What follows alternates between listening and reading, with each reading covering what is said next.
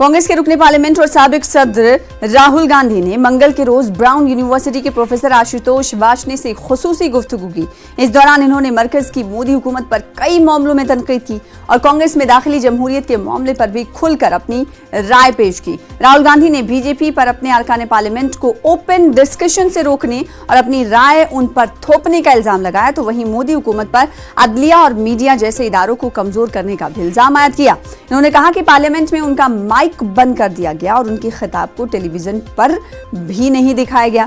गैर मुल्की इदारे की तरफ से हिंदुस्तान को इलेक्टोरल ऑटोक्रेसी कहे जाने को लेकर पूछे गए एक सवाल के जवाब में राहुल गांधी ने कहा कि हमें उनकी मुहर नहीं चाहिए, लेकिन बात दुरुस्त है।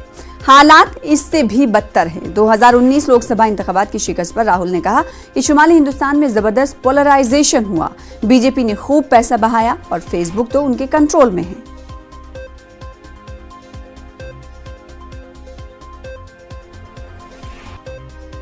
It's very obvious to me that those institutions are what allow the negotiation between our identities, between our languages, between our cultures, between our states to occur. What I see is a determined attack on those institutions and a capture of those institutions. There are elements of that taking place in the United States. But of course, I'm nobody to comment on the United States. I don't understand the United States as well as my American friends there would. But I get the sense that the American institutions are showing much more resilience than the Indian ones. What's happened is in 2014, it is out in the open, it's legitimized, and it's across the board.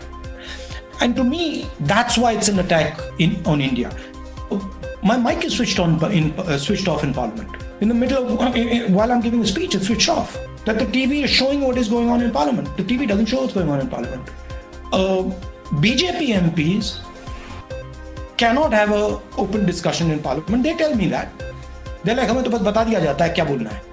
Election is about a debate that is taking place in Parliament, right? So you need those things for the vote to count. You know, Saddam Hussein and Gaddafi used to have elections.